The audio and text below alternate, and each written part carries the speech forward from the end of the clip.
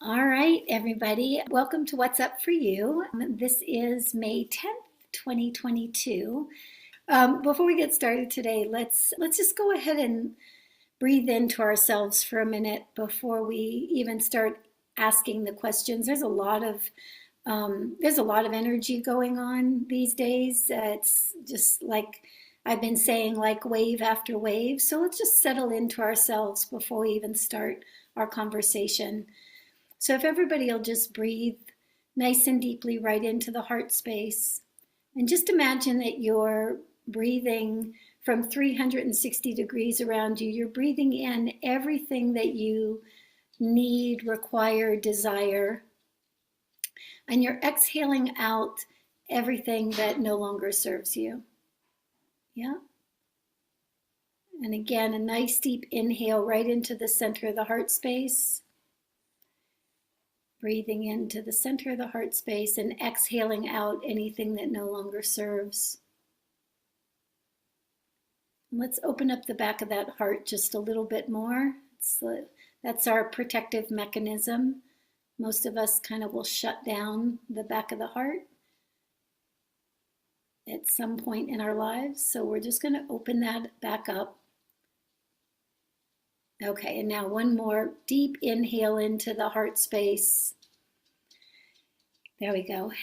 Inhaling everything you need, and then exhaling out everything that no longer serves. All right, so a little stabilization there. All right, so where would you like to start, Sharon? I want to reach self-love and healing. I want to have hope for changes that will be healthy and happy. And I don't want to live with self-hatred and pain. Life has taken a major toll. Is this possible? So anyway, what I'm noticing here is self-forgiveness. And what I was going to say is when we have a life experience that is it's traumatic, it's filled with all kinds of, on the one hand, opportunities, but on the other hand, just challenge after challenge after challenge. Again, the back of that heart space really can start to collapse in on itself. Maybe that's why I was picking up that, we really wanted to open up the back of that space.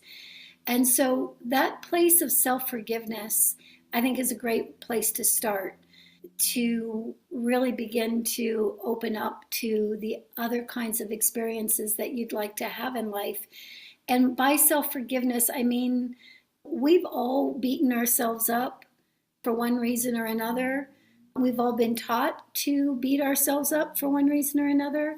And so even forgiving ourselves for maybe not being as kind to ourselves as we could in any given moment, or in this case too, forgiving ourselves that it's been really hard to put the consciousness that you actually are, the vast consciousness that you actually are, and have that completely interface with the physical body.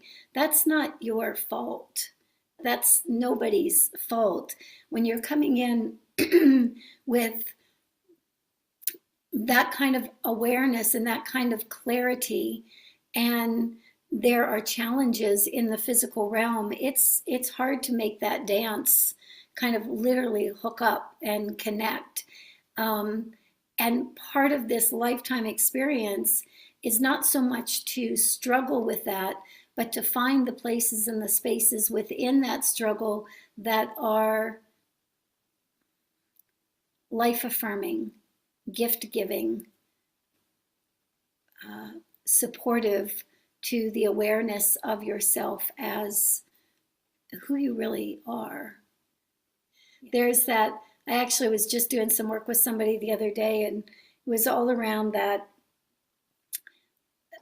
the essence and the form. And the form wants the essence, and the essence wants the form. And the challenge is that the form has been challenged. And so that energy is, it's almost like there's a push-pull energy in there. And that's why I was saying, if we relax into, okay, yes, these moments are challenging. Yes, it doesn't seem like there's an end to this. And yes, in the midst of all of that, there has been awareness and clarity and beauty and awe. This one is wondering about food obsession. Daughter's very, very uh, focused on food obsessions. Anything you can help with? The very first thing I heard you say that about her is she says, I need, I need, I need. The food is a substitute for something that she really needs. And let's see what that might be here.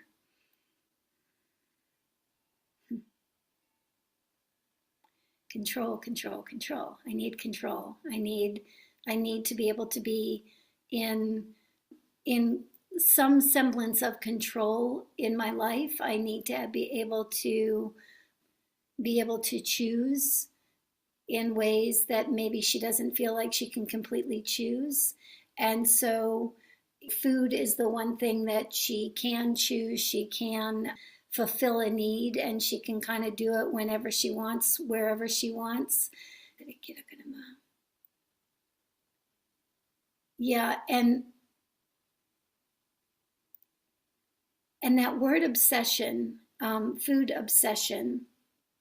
So let's shift that just a little bit in the questioner's mind, because that obsession is really an obsession that we probably all have to one degree or another. That obsession or that desire to feel some sense of control over our lives. And especially in these times right now where so much information is moving and shifting and changing us in ways that we didn't even know we could be changed. There's a lot of energy around wanting to have some semblance of balance or stability or control over one's life. So I would take the word obsession out of it, and let's just acknowledge that she, like so many of us, to one degree or another, just wants to be able to find some balance, wants to be able to find some control over our lives. And so I would change that word, or that dialogue in your own head, because I think it'll make it easier for her and for you to not perceive it as something that's wrong or broken, but something that she's seeking to, be able to have some say over. Yeah. All right. Thank you.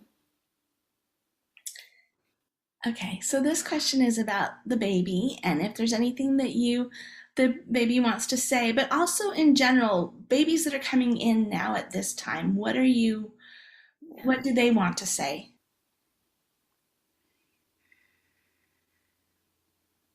Mm. So the very first thing that I notice here is like there's this energy of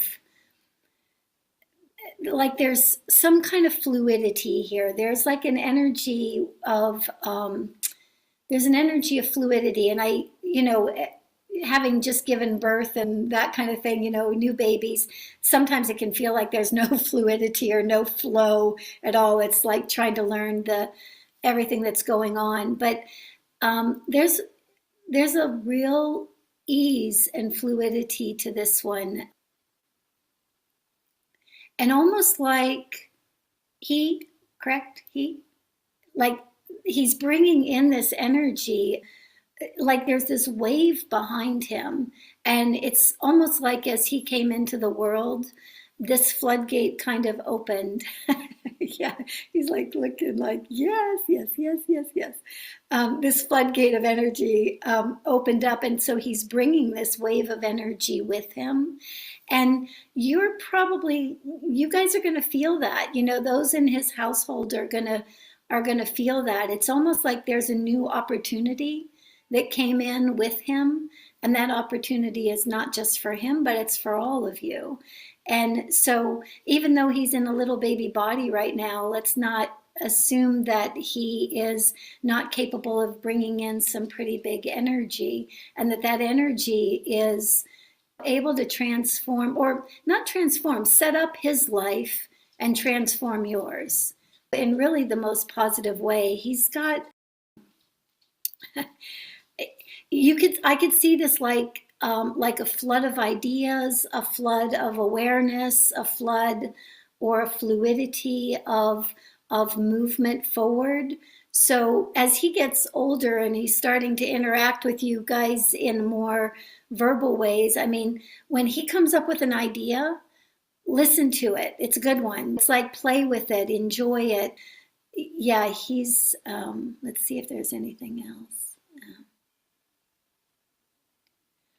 He also feels that he picked very well. So it's nice. Sometimes kids get here and they go, what did I do? Where am I? He doesn't feel that way in the least. He's just like, wow, I picked really well. So you must already be very open to him exploring his life in his own way and in really supporting that instead of trying to imprint, our way onto him. He's got much more flow than we have. He's got more creativity and more fluidity. So I'd have that come out full force. Yeah, thank you. That's awesome. And Sharon, to your question about the kids now, and again, a little while ago in the Children's Sanctuary, we did a session, and it was all around the new kind. What I was hearing was called the new kind, and that new kind was just that. Coming out of, most of these kids were coming out of lockdown and all that kind of energy, and yet these kids were really very sweet, very loving, very kind. It was almost like literally they were bringing kindness back into our collective human experience. And we need it. We need that just basic human love, kindness, support for one another. And a lot of these kids are coming in just like that. This one that we just checked in on, same, he's really got that energy moving, that fluid energy. Yeah. Aware, kind, compassionate, all of that. Yeah. Yesterday, my son, 37, while relaxing, listening to music, experienced a clear and seemingly positive channeling. It involved advice for supporting him and encouraged him to help. A dear friend who they mentioned had an AFib condition. He didn't know what an AFib meant. After about a minute and a half, and because he had experienced before with lower vibrating energies, he asked it to leave, and it did immediately. He returned to the feeling of normal, totally calm, but very blown away. What was this, and any advice around this? I also want to ask, for other parents who have these experiences, what would you offer them? First, let me say that this is going to happen more and more and more. So that's what's happening right now. We are in this great awakening. We are waking up to who and what we actually are. And that includes, you might say, interdimensional, hyperdimensional, multidimensional communication and conversation. Through my lens anyway, I believe that what he was communicating with was a different aspect of himself, a higher dimensional aspect of himself. So you'll hear me say a lot that within the sphere of our totality, we have aspects of ourselves that are challenged, and we have aspects of ourselves that are there to support those aspects that are challenged. And so in this case, you have this energy coming in and making this connection. You can call it a channeling, but again, I would put it in the realm of, we're channeling those parts of ourselves that can support ourselves and others. And this is going to become more and more prevalent. You're going to hear this more and more everywhere. And it's not, I want to neutralize some of the wow around it. It is a wow in the sense that when we really begin to open to those bigger parts of ourselves, or those parts of ourselves that can support us, it is a wow, because it's the first time we feel like we've been supported, and therefore we have the opportunity to support others. So that is a wow. On the other hand, this is simply our capacity. This simply is what we are capable of. It's natural, right? And over time, as we move more and more into these new energies, we're going to find that it's absolutely natural, that everybody's doing that, and that we can be supported by those broader parts of ourselves. So I love this for him. I love that channel was opened. It feels to me like in his case, and I think this is true kind of across the board, but he's showing me this very clearly, that channel has always been there for him, but might have gotten backed up or clogged, or again, when we have different kinds of experiences in our life that are more traumatic, or challenging, even don't have to be trauma, but even challenging, we have a tendency to, and we've been conditioned to, look to some outside source, or to look to some quote unquote perceived authority figure to support us. And that's all shifting now. We're opening these lines of communication back up in a pretty significant way. And the other thing I would say to him is, this is, now that line of communication has been opened up, this is a two-way conversation. He doesn't have to just wait until that energy pours through him and gives him quote unquote direction, but he can ask for support. He can make that a two-way conversation. And I love the fact that it was helpful, it's beneficial, it's giving him information that's not only supportive to him but supportive to others. So this is just the beginning for him around that. So I think the floodgates are just opening. Yeah. So I hope that's helpful. And with other parents who are going through something similar, what would you suggest to them? Um, well, same thing. Just to recognize that this is a natural occurrence right now. It's not something that is. It's. I want to kind of demystify it, because when we perceive it as something, we can either be frightened by it, right? Or we can perceive it as some kind of superiority. And it's not an inferiority or a superiority. It's just who we are. Human beings have this capacity. I mean, we have so many capacities that we've been talked out of. And we are reclaiming those capacities right now.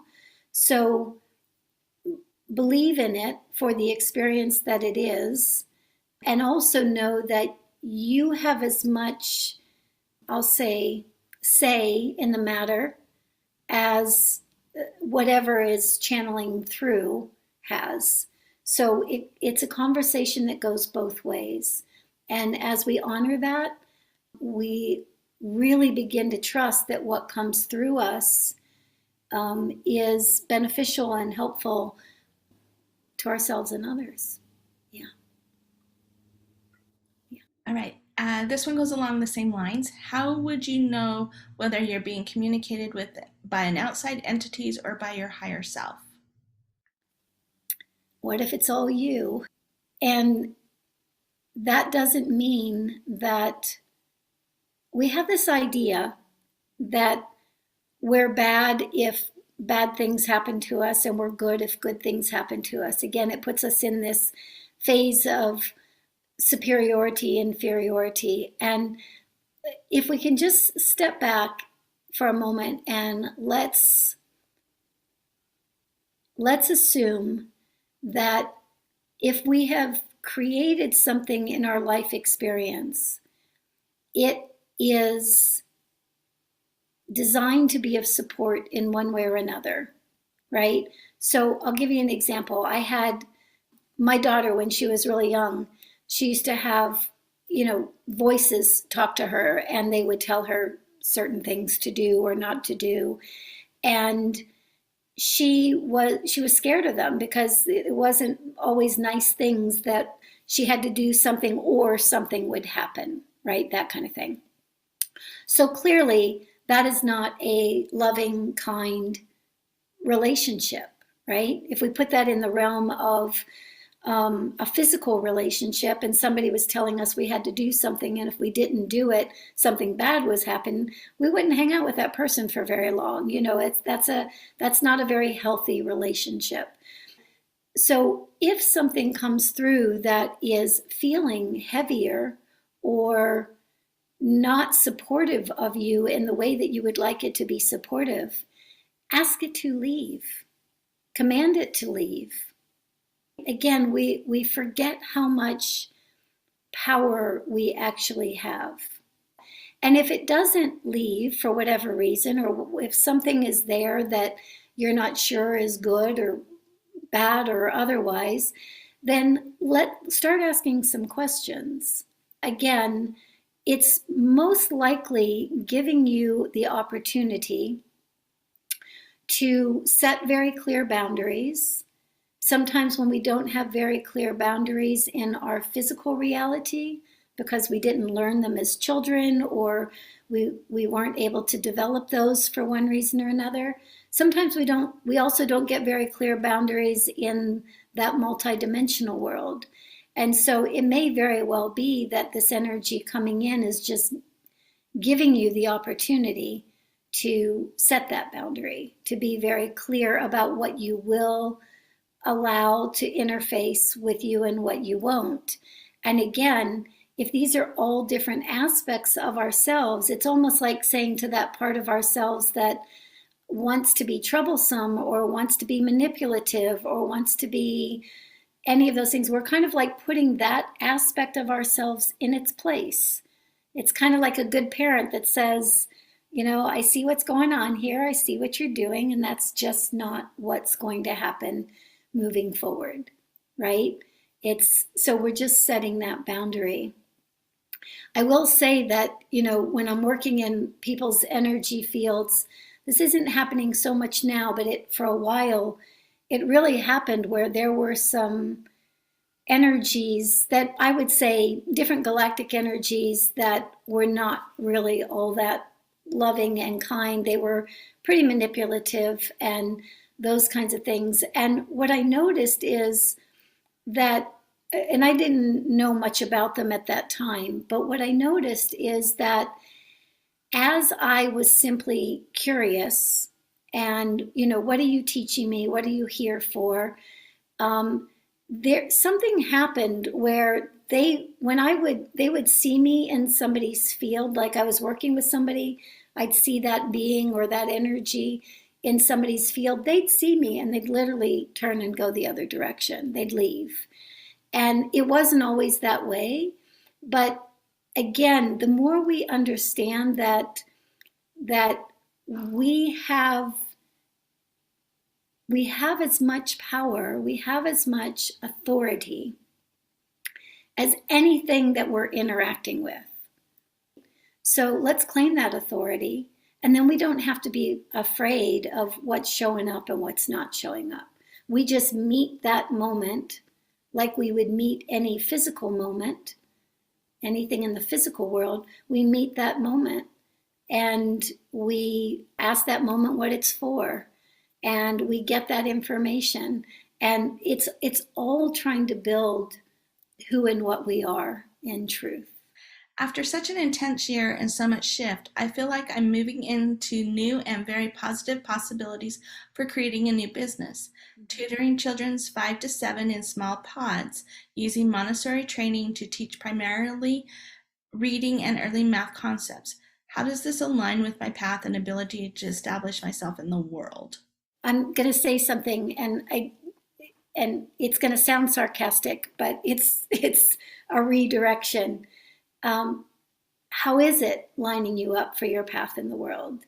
I mean, you know that better than anyone, definitely better than any outside source.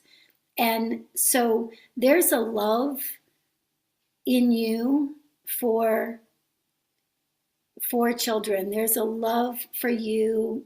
There's a love in you for children that hold innocence and can maintain a certain degree of innocence as they move through their life. And you already know this about yourself, and all those challenges that you've had, that so many have had over this last few years, um, that has made us all, hopefully, a little bit softer. We've had to have had a little bit more compassion for ourselves and hopefully for others as well. And that whole experience to me feels like it reignited this, what I keep hearing is like this love of innocence, this bringing back innocence, and the love you have for that, to this reality, to this time, to this space. And so in any way that you're moving in that direction, in any way that heart is lightening up for you and you're feeling potential and possibilities, clearly that's what you are following, and that's what you want to follow, because your own totality hasn't brought these things up for no reason. It's directing you in a particular way. It's asking you to go in that flow. If your totality had some other direction that it wanted you to go in, that would be what was coming to mind, or what was coming into awareness or consciousness. So follow that lead and trust yourself. I mean, 110%. Trust yourself. We're not broken because of everything that we've gone through. There was nothing wrong with us, and therefore we went through what we went through. We went through what we went through because it was designed to bring something back to awareness, back. It was serving us in some way. And so if we can really get in touch with what that is, we can then use that as we move forward. Yeah. So what I want to say is that this word trust, this trust in ourselves right now, trust in our capacity, trust in our ability to be present to whatever arises. One of my favorite authors, Michael Brown, from The Presence Process, says, we're not getting rid of feeling at these times. We're getting better at feeling. We're getting better at being deeper into ourselves and being present to those aspects of ourselves that are naturally and organically arising. And I think it's really good to remember. I need to remind myself of it frequently. It's like, okay, something is moving through us at any given moment. And it might be an anxiety, it might be a stress, it might be a fear, it might be a wonderment or a curiosity or an awe. The opportunity is to be present, right? To be present with that as fully as possible. The other thing I want to, don't usually do as much energy work here, but I feel like it's really important. We have all been conditioned to believe that life is kind of, in subtle ways or not so subtle ways, somehow working against us. And life, listen to that word, life is for expanding, life is for loving, life is a gift.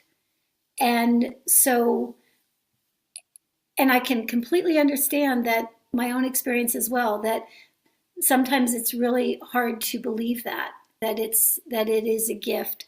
But as we start to even consider life is working for us, right? Life is working for us as long as we are here and living. And there's some, well, hold on a second. Dakana mataro ko yo masataro ko yo mate kira kiri me.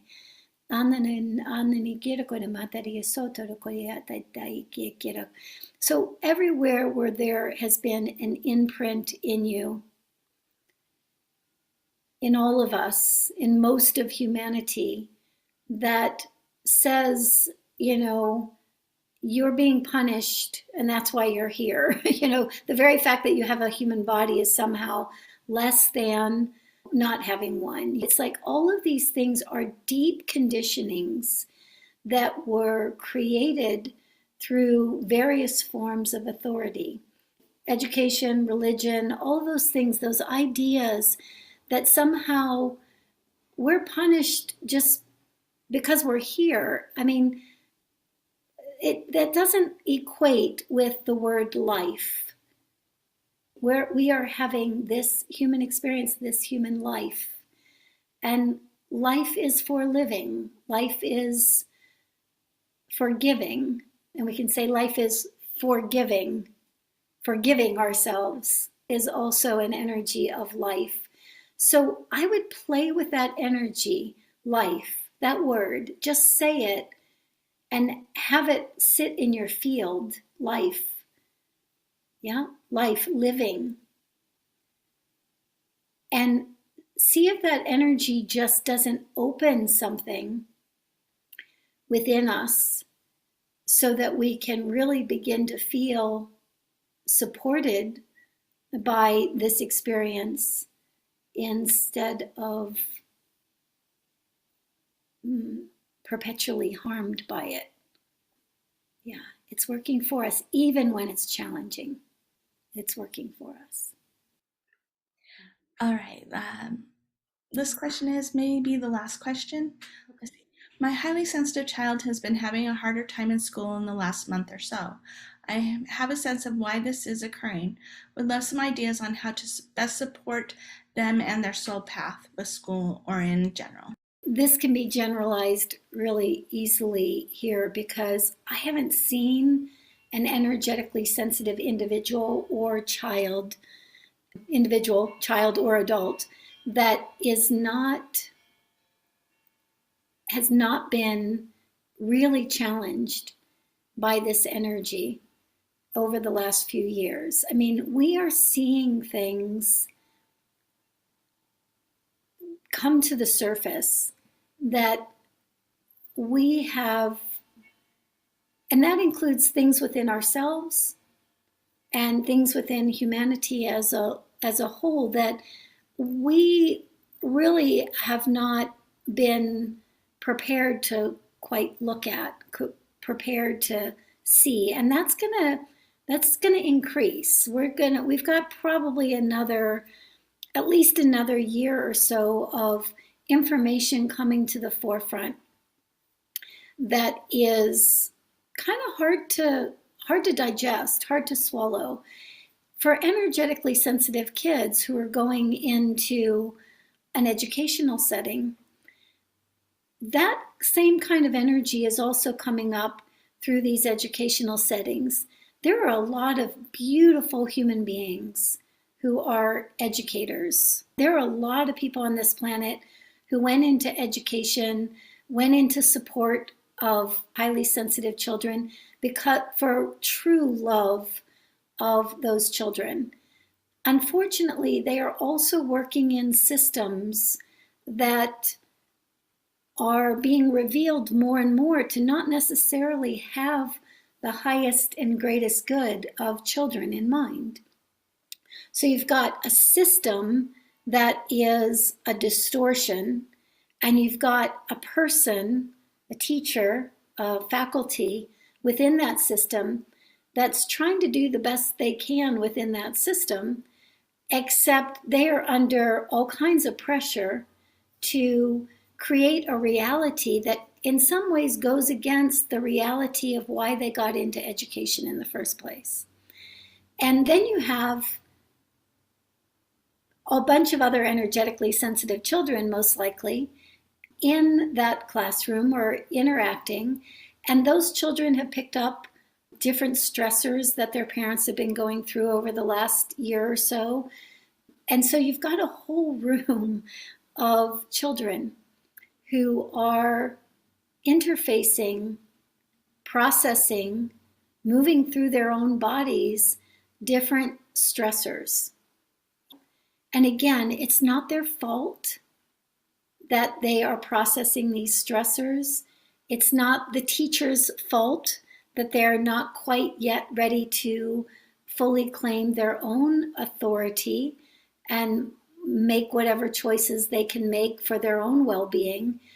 But all I want to say here is that, one, you can support your child by having conversations with them. Again, whether you think they understand every word or not, let's talk about what they are actually feeling.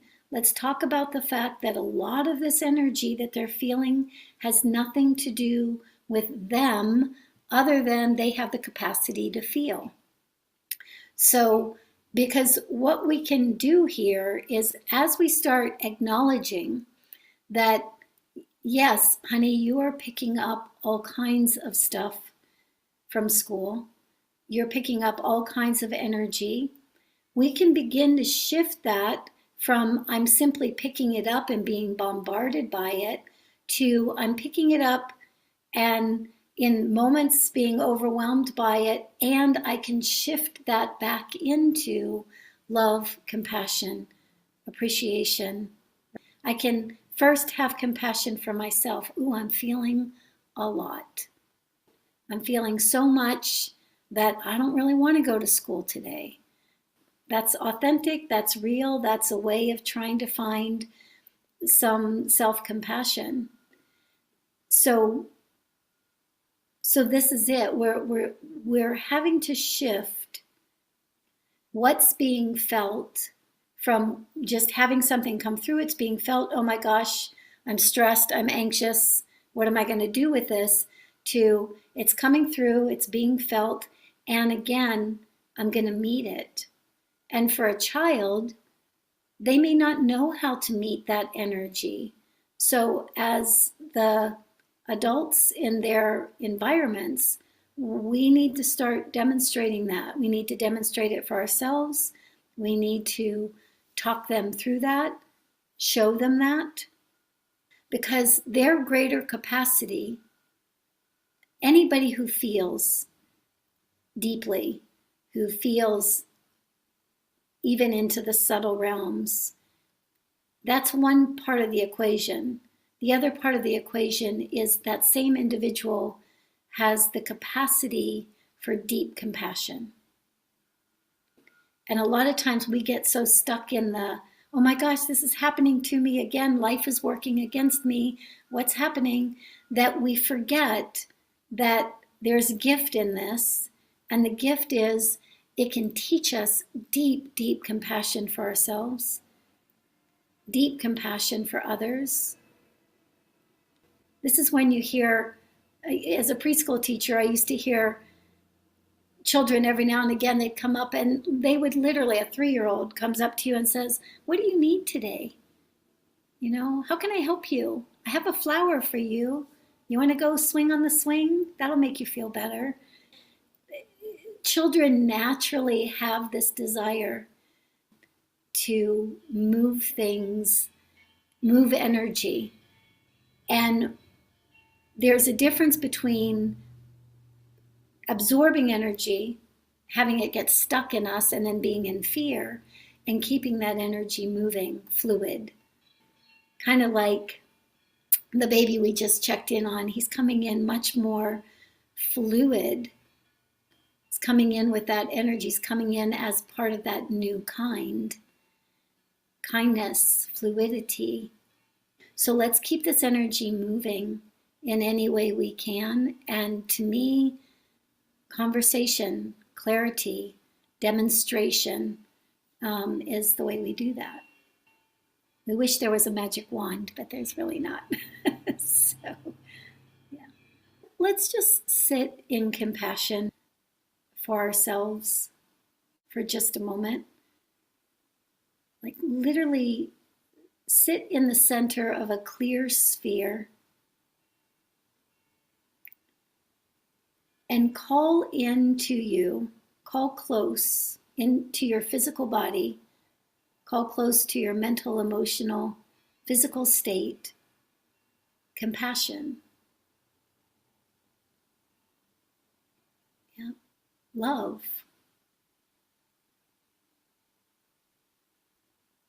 living, life.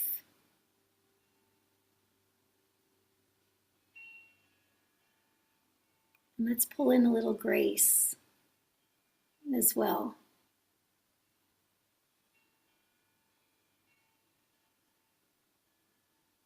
Yeah. It's all accessible to us in any moment that we want to call it forth. It's always been there. And some life situations have us calling it in pretty loudly, pretty emphatically. Yep. And that's good too, because then we remember that it's there. And we can use it all the time.